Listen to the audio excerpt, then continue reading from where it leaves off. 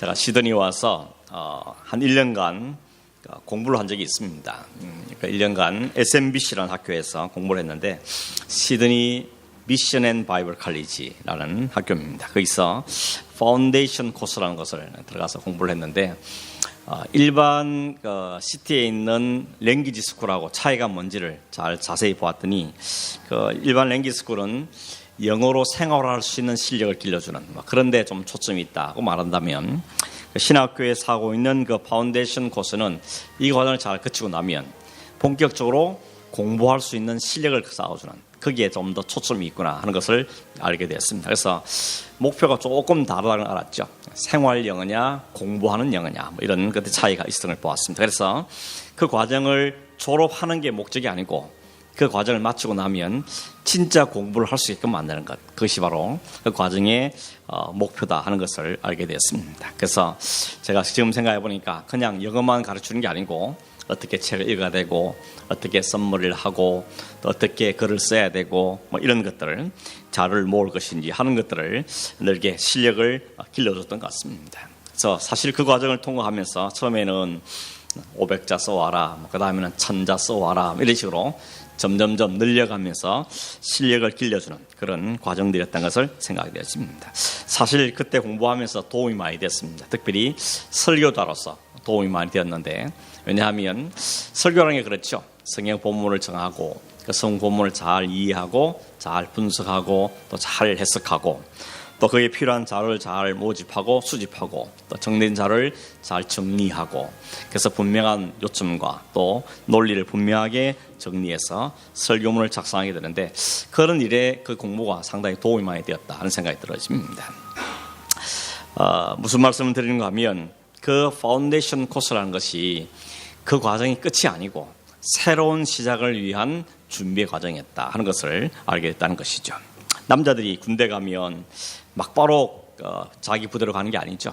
논산훈련소라든지 이런 훈련소에서 어느 정도의 과정을 거치게 되어 있습니다. 거기 가서 아주 기초적인 군사훈련을 받게 되는데 그 군사훈련 받고 나면 그제서야 본격적으로 자기가 진짜 생활할 군대 가서 부대에 가서 생활을 하게 되는 것입니다. 저도 입대했을 때 경북 영천에 있는 삼사관학교라는 곳에서 4개월간 기초 훈련을 받은 기억이 있습니다.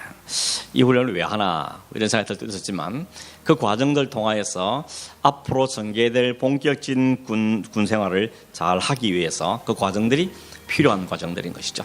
그래서 끝나갈 때쯤 되면 어디로 가야하는가, 내가 어디 가서 있어야 될 부대는 어딘가 관심들이 많죠.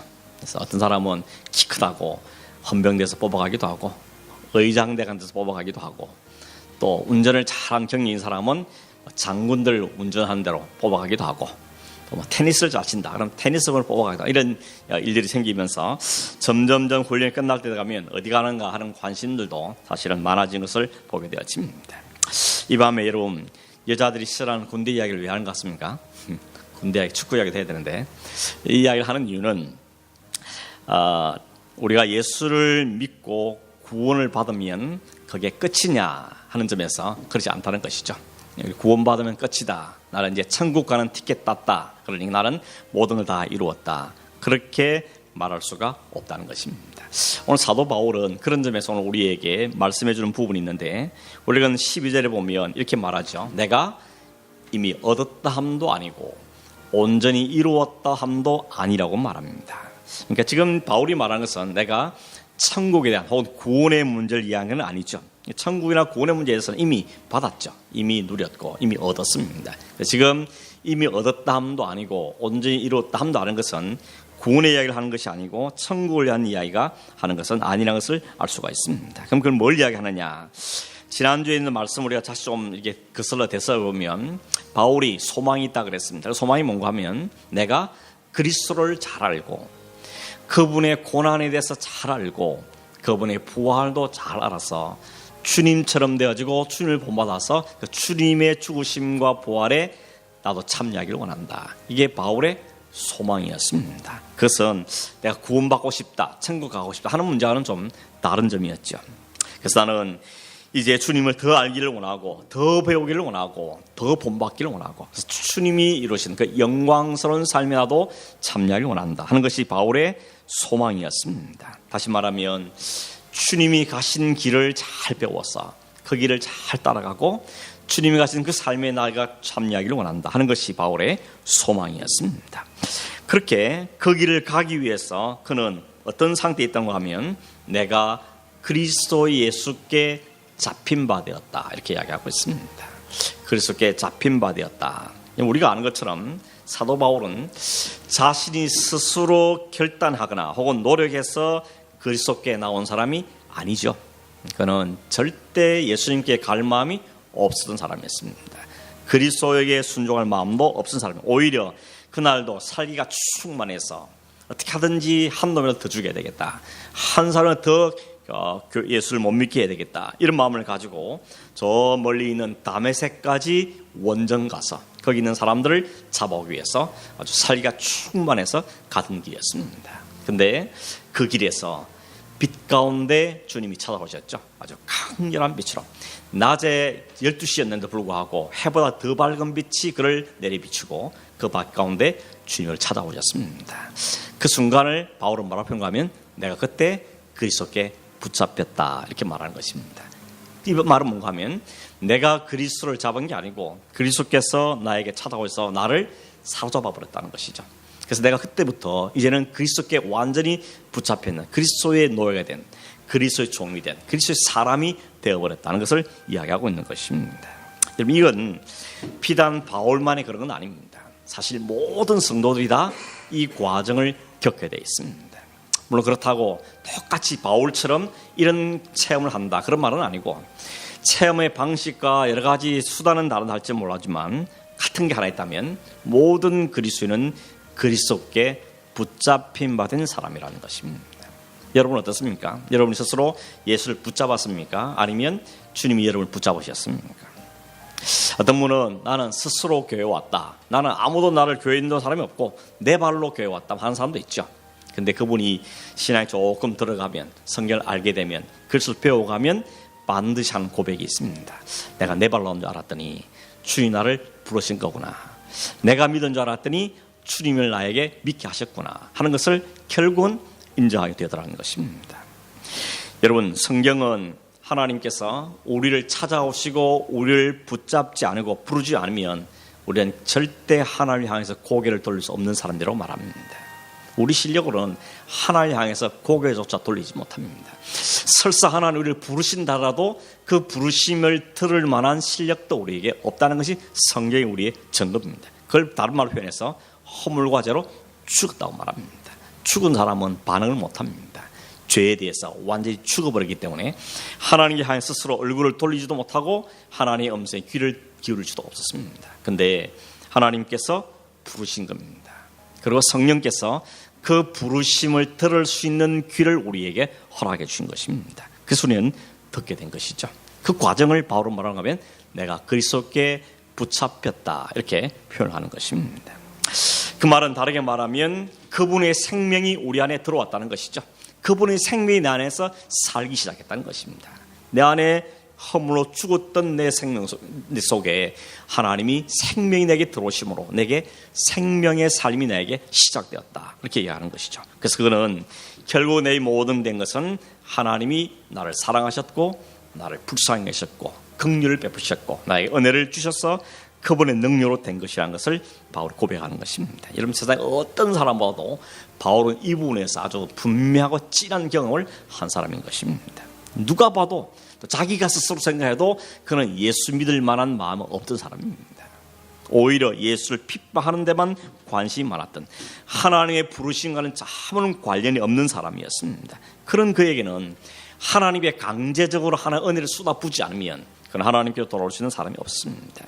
하나님 자유에게 완전히 쏟아부었을 때 그는 하나님께 그리스도께 붙잡힌 바 되고 그런 그리스도인이 될 수 있었고 더구나 사도로 살 수 있게 되었다는 것입니다. 바울은 자신을 그렇게 말합니다. 내가 예수께 그리스도에게 붙잡힌 바 된 사람이다 그렇게 말합니다. 그러고 나서 다시 말하기를 내가 그리스도께 붙잡힌 바 된 그것을 또 잡으려고 달려간다 라고 말합니다. 여기 말한 그것은 뭐겠습니까? 그리스도께 붙잡혔기 때문에 내가 그 그리스도를 더 알기를 원하고 더 닮아간다는 그 말을 하는 것인데, 다르게 말하면 사도 바울을 그리스도께 붙잡은 목적 혹은 계획, 뜻, 이런 것을 이야기하는 것이죠. 주님이 바울을 붙잡은 것은 아무 이유도 없이, 목적도 없이 그냥 붙잡은 거 아닙니다. 그를 통하여서 하실 일이 있었어. 그를 통하여서 반드시 이루어낼 일이 있어 그를 사로잡은 것인데, 그걸 우리식으로 말하면 사명이라 그러죠. 사명. 하나님 우리 모두에게 사명을 주십니다. 우리를 붙잡아서 그냥 붙잡아놓고 가만히 두려고 하는 것이 아니고, 그를 통하여서 뭔가 할 일이 있는 것입니다. 그 할 일을 다 총체적으로 종합해 보면 뭔가 하면 그리스도의 이름을 드러내고 그리스도의 영광을 드러내고 하나님의 힘이 드러나게 하는데 우리를 사용하는 것이 궁극적인 골이다, 이렇게 말할 수가 있는 것입니다.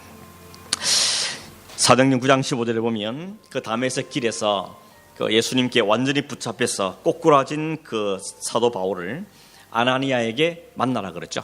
다메섹 성에 있던 아나니아에게 하나님께 성령께서 말하기를 너 가서 사울을 만나라, 바울을 만나라, 그가 지금 어디 있다라고 가르쳐 주십니다. 그랬더니 그가 뭐라 합니까? 내가 이미 그 사람의 자들 소문을 다 알고 있는데 어떻게 그런 사람을 내가 만납니까?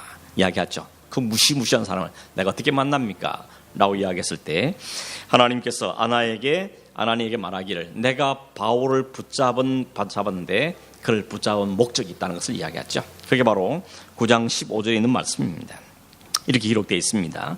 주 예수께서 이르시되 가라, 이 사람은 내 이름을 이방인과 임금들과 이스라엘 자손들에게 전하기 위하여 택한 나의 그릇이다. 하나님이 그냥 아무렇게나 심심히 붙잡은 게 아닙니다. 하나님 분명히 그를 통해 사실 잊어서 그를 붙잡았다는 것이죠. 그 이름 뭔가 하면 이방인과 임금들과 이스라엘 자손들 가운데 주님의 이름을 전하게 하기 위해서 택했다는 것입니다. 그게 그의 사명인 것이죠. 바울은 이걸 자신의 사명을 안 겁니다. 나를 왜 이렇게 붙잡으셨는가? 나를 왜 이렇게 뒤집어 놓으셨는가? 그를 통하여서 이방인들에게 주의 복음을 전하는 것이 하나님 부르신 목적이고 사명을 그가 알게 된 것입니다. 그걸 알고 난 다음에 어떻게 합니까? 내가 이를 위해 부를 받았으니 내가 이를 위해 살겠다. 그러고는 어떤 사도보다도 어느 누구보다 더 열심으로 자기의 모든 걸 다 쏟아부어서 그 사명을 위해서 살아가는 것입니다. 그래서 더 많이 수고하고 더 많이 고난도 받고 더 많은 교회대 세우고 더 많은 사람들 구원하고 열매도 풍성했던 것입니다. 많은 열매를 거두었습니다. 그런데 바울에게는 특징 하나 뭔가 하면 그 많은 일을 이뤄놓고 말하기를 그 일이 자신의 업적으로 생각을 안 한다는 것입니다. 다른 말하면 교만하지 않습니다. 왜냐하면 나를 부르신 그 은혜에 비해서 내가 이룬 이 열매가 너무 아무것도 아닌 것이죠. 이 하게 된 것도 하나님 은혜 하신 것이고 이 열매를 주신 것도 하나님 하시고 이 열매를 주신 것은 내 일을 사명을 더 잘 감당하라고 하나님 주신 배려라는 것을 바울은 안 것입니다. 그래서 바울의 관심과 목표는 그런 일이 아니었습니다. 업적이 아니었습니다. 얼마나 내가 많은 교회를 세워놓느냐, 얼마나 많은 자기 복음을 전하느냐 하는 그의 목표가 아닙니다. 일을 열심히 하지만 바울의 유일한 목적과 관심은 뭔가 하면 자기를 붙잡으시고 나에게 사명을 주시고 그 사명을 이루기 위해서 성령으로 함께 하시고 고난도 받게 하심으로 십자가의 주님의 고난에 참여하게 되는 그 자체, 그게 그의 목표요, 그의 관심이었던 것입니다. 그걸 자신이 받은 사명으로 여긴 것이죠. 그래서 그는 그 사명에만 충실한 삶을 사는 것입니다. 그게 자신이 목표한 겁니다. 그리스도의 고난에 참여함으로 그 그리스도의 부활의 영광을 맛보고 주님처럼 되는 것, 그게 그의 최대의 관심이었습니다. 우리 열성의 표현 말하면 그게 표대였습니다. 목표라는 것이죠. 내가 붙잡고자 하는 것이었습니다. 그렇게 목표가 분명했기 때문에 교만할 이유가 없는 것이죠. 자만할 이유도 없었습니다. 그리고 안주도 없습니다. 그래서 말하죠. 이미 얻었다 함도 아니요, 온전히 이루었다고도 할 수 없다는 거예요. 나는 여전히 주님의 고난에 더 참여해야 되고, 그러면 주님의 그 보활의 능력을 더 많이 경험해야 되고 주님처럼 되기를 원한다 하는 것이죠. 그 일을 하기 위해서는 아직도 내가 남아야 될 일이 많고 아직도 언제 이룬 것이 아니라고 분명히 말하면서 그 일을 향해서 내가 달려가겠다고 이야기하고 있는 것입니다. 여러분, 우리에게 표대가 어디냐가 참 중요하죠. 뭐가 골이냐 하는 게 중요한 것입니다. 눈앞에 보이는 것만 골로 삼으면 그것만에 살 수밖에 없습니다. 거기에 눈이 다 갇히게 돼 있습니다. 그런데 우리의 표대가, 우리의 목표가 더 크고 더 원대한 것이라면, 세상적인 원대함 말고 이 본질적인 것이라면 그것 외에 다른 것들은 초월하게 되는 것이죠. 목숨이 중요한 사람에게는 조그마한 다툼 문제가 아닌 것이죠. 그런 이야기지 않습니까? 부부가 막 다투고 있는데 도둑이 들어왔습니다. 그럼 도둑이 들어와서 막 집을 가는데 도둑이 가든지 말든지 싸움 계속하는 부분은 없죠. 일단 휴전, 일단 도둑부터 처치한 다음에 다시 2라운드 하자. 그게 사람들의 모습인 것이죠. 더 중요한 일이 생기면 덜 중요한 일을 묻히게 되는 것이죠. 그런 점에 사도 바울은 그 표대가 분명하기 때문에 자기는 그 일상적인 일들에 대해서는 다 뛰어넘는 것이 다 초월하게 되더라는 것입니다. 그것을 잡기 위해서 바울은 그 일을 위해서 달려가겠다는 것이죠. 그러니 내가 구원받았다, 나 이제 천국 간다, 이 정도가 아니고 그 일 부르시고 천국 가는 백성을 주심으로 그를 통해 이루시는 하나님의 뜻과 계획이 있다는 것을 우리에게 말씀하고 있는 것입니다. 요한복음 15장 16절에도 예수님께서 제자들이 이렇게 말씀하시죠. 너희가 나를 택한 것이 아니요 내가 너희를 택하여 세웠나니. 이유는 뭐냐? 이는 열매를 너희로 가서 열매를 맺게 하고 또 너희 열매가 항상 있게 하여서 내 이름으로 아버지께 무엇을 구하든지 다 받게 하렴이라고 말씀합니다. 여러분, 예수님께서 우리를 택하여서 세운 것은 단순히 천국 보내겠다 그 정도 수준이 아니고 그 천국 들어갈 백성을 통하여서 천국의 주인이신 주님, 천국을 주신 그 하나님이 어떤 분이신지를 사람들에게 알리시겠다는 거죠. 그분에서 하나님의 영광을 받으시겠다는 것이 하나님의 목적입니다. 열매를 맺게 한다는 말은 그 어디 가서 무슨 열매를 맺습니까? 그 열매가 그리스도 열매를 맺는 것입니다. 우리의 삶을 통해서 우리의 삶을 보면서 그리스도를 사람들이 알게 되고 그 그리스도에 대한 사모한 마음을 가지게 되고 그리스도를 높이는 마음을 가지게 되는 그게 우리가 맺어야 될 열매라는 것을 우리에게 말씀하고 있는 것입니다. 다시 말하면 그리스도가 가시던 길을 가고 또 그 그리스도를 세상에 증거하고 그 그리스도를 드러내고 이 하나님의 영광을 받게 하는 것이 성도가 맺어야 될 열매인 것을 주님은 우리에게 말씀하고 있는 것입니다. 로마서 8장에는 사도 바울이 이렇게 말합니다. 28절에 보면 우리가 알거니와 하나님을 사랑하는 자 곧 그 뜻대로 부르심을 입은 자들은 모든 것이 합력하여 선을 이루느니라. 하나님이 미리 아신 자들을 또한 그 아들의 형상을 본받게 하기 위하여 미리 정하셨으니 이는 그로 많은 형제 중에서 맏아들이 되게 하려 하십니다. 미리 아신 자들을 미리 정하고 부르신 이유가 뭐라 그럽니까? 그 아들의 형상을 본받게 하기 위해서 말합니다. 달리 말하면 그들 불러다가 맏아들이신 하나님의 맏아들이신 예수를 닮고 배우고 그분을 알아가게 하는 것이 너희들이 미리 정하고 부르신 목적이라고 바울은 고백하고 있는 것입니다. 바울은 이걸 충분히 깨달았기 때문에 고백하는 겁니다. 나는 내 인생의 목표는 그분을 더 아는 것이다. 그분의 고난에 참여하는 것이고 그리고 그분과 함께 부활의 영광에 온전히 참여하는 것이 나의 궁극적인 표대요 목적이라는 것입니다. 그래서 그 일을 향하여 나는 달려가고 있다라고 이야기하는 것이죠. 그걸 표현해서 14절에 말하기를 표대를 향하여 달려가는 삶이다. 혹은 부르신 부름의 상을 위해 달려간다. 이렇게 표현하고 있는 것입니다. 여러분, 이 표대를 향해 달려가는 삶을 살기 위해 필요한 자세가 있다고 말한 걸 13절에 말하는데 첫째는 뭔가 하면 뭐라 그럽니까? 한 일, 오직 한 일, 즉 뒤에 있는 것은 잊어버리고 그 다음 할 일은 앞에 있는 것을 잡으려고 달려가는 것이다 라고 이야기합니다. 뒤에 있는 걸 잊어버린다는 게 무슨 뜻이겠습니까? 과거, 옛날 일은 다 잊겠다, 다 지워버리겠다, 사실 그런 말은 아니죠. 여러분, 과거는 의미 없는 건 아니죠. 흔히 그러지 않습니까? 과거는 현재의 거울이다. 과거를 보며 현재를 보인다는 것입니다. 그리고 오늘을 보면 내일도 보인다는 것이죠. 역사는, 히스토리는 우리에게 교훈이 되는 것이죠. 우리가 잊고 싶은 거 싹 지워버리면 좋겠는데 그게 안 되죠. 어떻게 다 지울 수 있습니까? 안 지워집니다. 잊고 싶다 다 지울 수 있으면 얼마나 좋겠습니까? 기억하고 싶은 것만 기억하고 마음에 상처가 되고 아픈 것들은 싹 지워버리면 얼마나 세상 살기가 편하겠습니까? 그런데 그렇게 지우기를 지우듯이 지워지는 과거가 아닌 것이죠. 되돌릴 수도 없고 한번 엎질른 물을 되담을 수 없는 것처럼 과거는 과거로 우리에게 존재하게 되는 것입니다. 그렇다면 그 과거를 잊는다는 무슨 말이겠습니까? 과거의 일을 무조건 부정한단 말이 아니고 그 과거의 일들을 잘 자신의 교훈으로 삼아서 앞으로 달려갈 일에 도움이 되게 한다는 것을 의미하는 것이죠. 특별히 바울에게는 그가 예수 그리스도를 정확하게 믿기 전에, 알기 전에는 어떤 사람이었습니까? 교회를 핍박하는 자였습니다. 성도들 잡아 넘기던 사람이었습니다. 원하면 그 과거를 지워버리고 싶겠죠. 할 수만 있으면 딜리트 딱 쳐서 지워버리고 싶을 겁니다. 그런데 바울은 그 말을 하지 않습니다. 그 과거의 일을 잊는다는 것은 그때 일을 말하는 것이 아닙니다. 전혀 기억을 안 하겠다는 말이 아니고 그것에 발목 잡히지 않겠다는 의미를 담고 있습니다. 오히려 그 실수, 그 실패, 그 알지 못해 전리던 그 모든 것들에 부으신 하나님의 은혜와 자비를 기억하겠다는 것입니다. 나를 보면 지워버리고 싶은 과거지만 그 과거 속에 함께 하시고 그 과거를 통하여서 하나님 나를 다시 뒤집어 놓으심으로 우리 베푸신 그 하나님의 은혜를 잊지 않겠다고 이야기하는 것입니다. 그러므로 그 과거를 통하여서 오히려 달려갈 길을 더 열심히 달려갈 수 있는 기반으로 삼겠다는 이야기를 하고 있는 것입니다. 여러분, 바울이 여러 차례 자신의 과거를 간증하는 장면이 곳곳이 나옵니다. 내가 원래 이런 사람이었는데 이렇게 예수를 만났고 내가 이렇게 되었다 하는 것을 이야기합니다. 그러면 그 과거는 그에게 그리스도를 증거하는 자료로서 가치가 있었던 것입니다.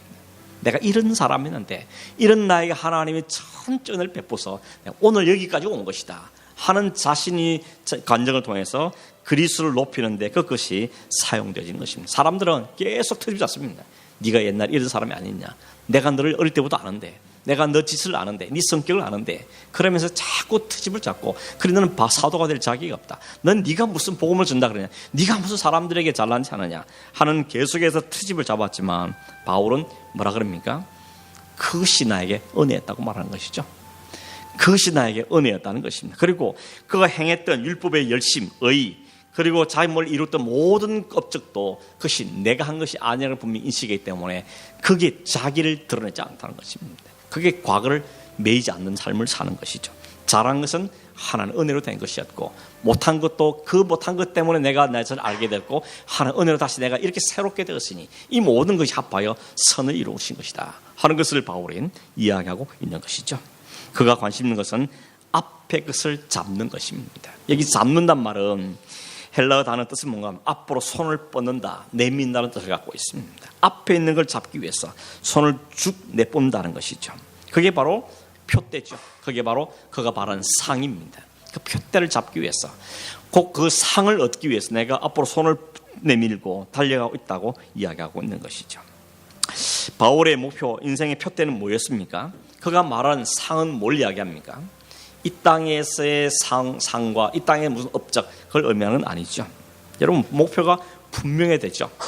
목표가 분명하면 삶도 흐릿하게 되어 있지 않습니까? 골이 없으면 흐릿합니다. 공부를 치지도 않았던 학생이 목표가 딱 서면 공부를 하기 시작하면 무서운 마음이 있는 것이죠. 이 기억나는 제 친구 하나가 있었는데, 고등학교 입학할 때 성적이 아마 그렇게 썩 저게 시험 치고 들어간 학교이기 때문에 저 뒤에서 세면 빠른 학생이었습니다. 근데 그게 제 짝이었어요.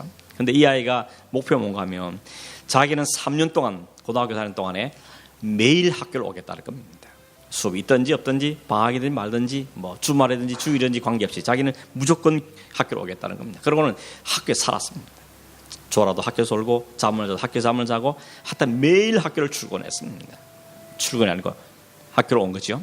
그러면서 3년 지났을 때 결국은 그 친구가 소위 서울대학에 입학을 한 겁니다. 야, 무섭다는 생각이 들었습니다.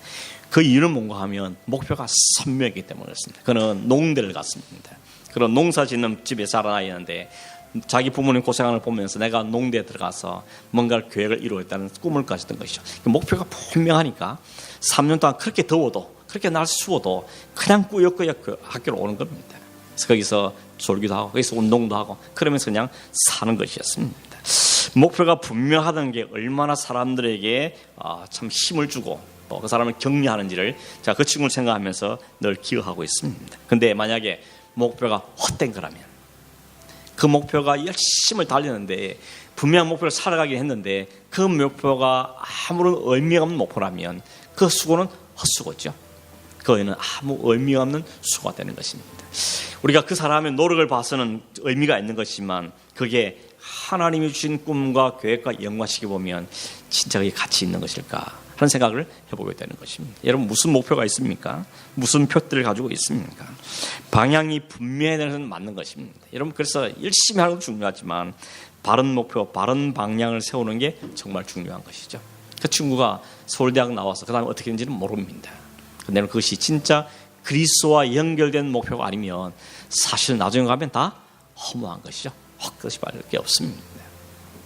바울은 무엇을 표대로 삼았습니까? 그는 이 땅에서 그 어떤 것에도 목표를 두지 않았습니다.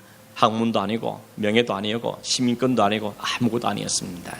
그 바울의 표대, 그의 목표는 예수 그분이었습니다. 그가 바랐던 그 상은 예수 그리스도 그분이었습니다. 다른 어떤 것도 그의 목표대로 상으로 삼지를 않았습니다. 우리가 지난주에 봤지만 7절 8절에 그랬죠. 내가 무엇인지 내게 유익하는 것을 그리스도를 위하여 다 해로 여기고 배설물로 여겼다 그럽니다. 그리고 모든 걸 잃어버리고 배설물로 여긴 이유는 뭔가 하면 내가 유일한 표대, 유일한 목적 그리스도를 얻고 그 안에서 내가 발견되기를 원한다. 이게 바울의 목표였고 바울의 표대였습니다. 그게 바울이 바라던 상이었다는 것입니다. 무슨 좋은 맨션에 사는 게 상이 아니라 그리스도 안에서 내가 발견된다면, 그리고 그리스도 안에 내가 있다면 그것이 나에게 최상의 상이라고는 고백하고 있는 것입니다. 여러분, 주님께 우리를 부르신 부르심 그 자체가 상이죠. 그리고 우리를 부르신 그분이 나의 상급인 것입니다. 그분 안에 생명이 있고 그분 안에 모든 것이 있고 그분이 만유의 주인이기 때문에 처음이면 나중이기 때문에 그분을 얻으면 다 얻은 것입니다. 그분 안에 거하면 모든 안에 거하게 되는 것이죠. 그런데 예수 그리스도가 없다면 무엇을 가져도 무엇을 얻어도 무엇을 누려도 무슨 업적을 세워도 그건 다 허망한 것일 수밖에 없다는 것입니다. 여러분, 사람들은 다 달려가는 삶을 삽니다. 하루도 그냥 가만히 있는 사람은 없습니다. 분명히 매일매일 달려갑니다. 어디로 달려가는지 모르겠지만 열심히 달려들 갑니다. 그러나 여러분, 우리는 세상을 향해 달리던 사람들이 이제 방향을 바로 잡은 사람들이 성도입니다. 달려갈 목표를 바르게 설정한 사람, 그 사람이 성도지요. 어느 날 사람들마다 방법과 통로는 다르겠지만 우리가 다 그리스도께 은혜로 붙잡혀서 이제 우리의 계획과 우리의 바람과 우리의 생각으로 된 것이 아니고 실력도 없던 우리들에게 그리스도께서 전체 은혜로 우리를 붙잡으시고 우리를 그 경주대 위에 놓은 것입니다. 달려갈 방향을 설정해 주시고 그 방향을 달려가라고 우리에게 이제 그 스타트 지점에 우리를 올려놓으시며 그 삶을 살도록 하신 것입니다. 썩어질 세상을 향해 달려가는 사람들에게 영원한 생명이 있다는 걸 보여주시고 그 영원한 생명에 사는 게 진짜 가치라는 것을 우리에게 알려주신 다음에 그 삶을 향해 달려가라고 우리에게 격려하고 계시는 것입니다. 그런데 여러분, 우리가 자꾸만 땅에 가서 뒤돌아보고 세상에 우리의 마음을 빼앗기면 우리의 인생이 그만큼 흔들림을 받고 어려움을 당하게 되는 거죠. 이스라엘 백성이 그렇지 않습니까? 애굽 땅에 불러냈는데, 그리고 가나안 땅이라는 목표를 분명히 주었는데 그들은 틈만 나면 애굽 땅을 생각하고 그 애굽 땅의 부추와 마늘과 고기를 기억하면서 그것을 자꾸 되돌아보는 것입니다.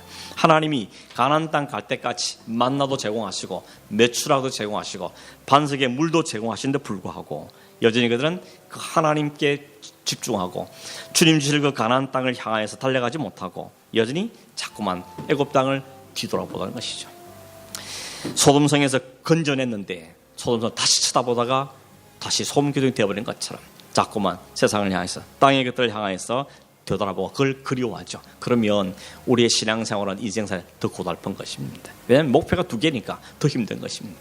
한 목표를 향해서 온전히 달려갈 사람이 목표가 나누어지고 방향이 나누어지면 그만큼 힘든 인생을 고달픈 삶을 살 수밖에 없습니다. 몸이 힘든 것이 아니라 마음이 힘들고 목표가 없어서 힘든 것이죠. 염소 아시죠? 염소를 끌고 가면 그냥 순순히 따라가면 좋은데 뻗뛰기 시작하면 그는 지만 고생인 것입니다. 죽도록 맞고 끌려가든지 힘에 끌려서 가든지 끌려가게 되어 있는 것인데 뻗튕기면 손해인 것이죠. 바울은 그런 점에서 오늘 우리에게 도전하고 있는 것입니다. 나는 목표가 분명하다. 나는 표대가 분명하다. 나는 상이 무엇인지 알았다.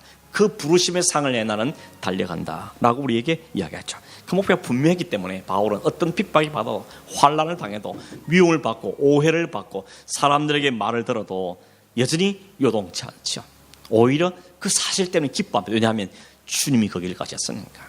주님이 온갖 멸시와 오해와 뺨을 맞으며 채찍질을 맞고 그 길 가시면서 주님은 아버지의 뜻을 이루는 길이기 때문에, 그게 십자가의 길이기 때문에 그 길을 꿋꿋이 갔는데 나도 지금 그 길 가고 있구나, 이 모함을 당하면서 이 비난을 받으면서 그 길 가는구나 생각했더니 오히려 그는 이 빌립보에서 나처럼 기뻐하라고 말하는 것입니다. 가면 가도 기뻐하고 나와도 기뻐하고 무엇을 하든지 그는 기뻐하면 사는 것이죠. 왜냐하면 그것이 그리스도 고난에 참여하는 것이니까. 내 목표가 그거니까. 그 고난을 다 감당했을 때 주님께서는 나를 부활의 영광 가운데 초대할 것이니까. 그런 그 목표가 분명하기 때문에 자신의 길을 성실하게 걸어갔던 것입니다. 아직까지는 완전히 얻은 것 아니고 완전히 도달한 것은 아니라 그럽니다. 아직은 내가 잡은 줄 여기지 않고 오직 뒤에 있는 건 잊고 과거는 잊어버리고 앞을 향하여서 표들을 향해서 열심히 달려간다고 고백하고 있는 것입니다. 여러분, 이 바울의 고백이 사실 우리 모두의 고백이 되어야 되는 것이죠. 바울이 그런 고백을 했구나, 참 훌륭하다. 그게 아니고 그 바울의 고백이 오늘 내가 해야 될 고백이고 내가 가야 할 길이고 내가 가져야 할 기쁨이고 내가 가질 만족이며 내가 목표 삼아야 될 상급인 것입니다. 우리의 시민권은 하늘에 있다 분명히 바울이 말하죠. 시민권이 하늘에 있는데 하늘에 살 생각을 해야 되는데 왜 땅에 자꾸만 목표를 두느냐고 이야기하고 있는 것입니다. 하늘의 시민권 있는 사람은 거기로부터 우리를 구원하실 예수 그리스도께만 우리가 봐야 되고 그분의 주인이신 주님을 바라보아야 한다는 것을 우리에게 말씀하고 있는 것입니다. 이 영광을 바울은 이미 봤죠. 삼층천에 가서 그 하나님의 영광선, 장차 자기에 주실 그 영광선을 이미 보아버렸습니다.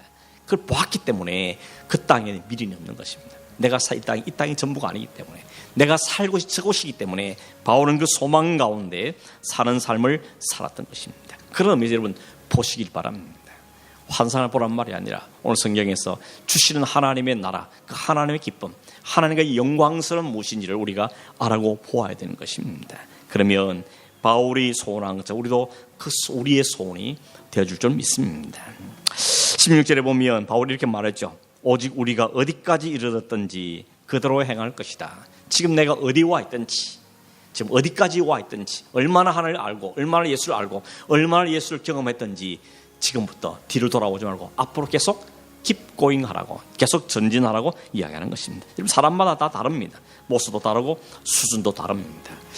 아는 수준도 다르고 경험한 수준도 다릅니다. 그러므로 뒤처진 사람 우리 비난할 필요가 없고 다른 사람 비교할 필요 없습니다. 내가 어디서 있든지 내가 달려갈 방향이 무엇이 다시 확인하고 keep going, 계속해서 그 길을 달려갈 것을 우리에게 말씀하는 겁니다. 바울처럼 더 잘 알기를, 더 많이 배우기를, 더 경험하기를, 더 깨달기를, 그래서 분명한 소망을 분명히 갖고 자신의 삶을 기쁨으로 살기를 소망하라고 우리에게 격려하고 있는 것입니다.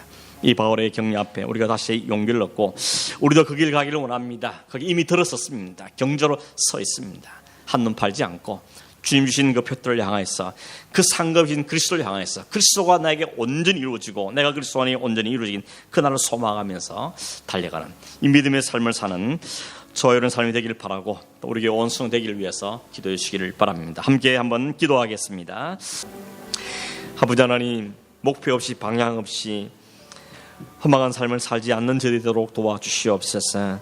우리가 달려갈 길이 무엇인지, 어디로 가야 하는 것이니, 무엇을 배워야 하는 것이, 무엇을 알아가야 되는지, 무엇을 경험해 가야 되는지 하나님 분명하게 알고 깨닫고 그 길에 서서 하나님 믿음으로 경주하는 저희들이 되게 하여 주시옵소서. 그러하신 하나님, 우리 자녀들이, 우리 온 성도들이 이 길을 함께 잘 달려갈 수 있도록 주님 도와주시기를 원합니다. 나태하고 또 하나는 뒤처져 버리며 아버지 하나는 거기 길에 대를 이탈한 일을 생기지 않도록 우리 하나는 긍휼과 은혜와 자비를 허락해 주시옵소서. 부르시도 하나님이고 달려가게 하는 분이시고 완성할도 주님이시오니 하나 우리를 붙잡아 주시고 격려하시며 성령으로 인도하시고 역사하여 주시옵소서. 그러하신 예수님의 이름으로 기도하옵나이다. 아멘.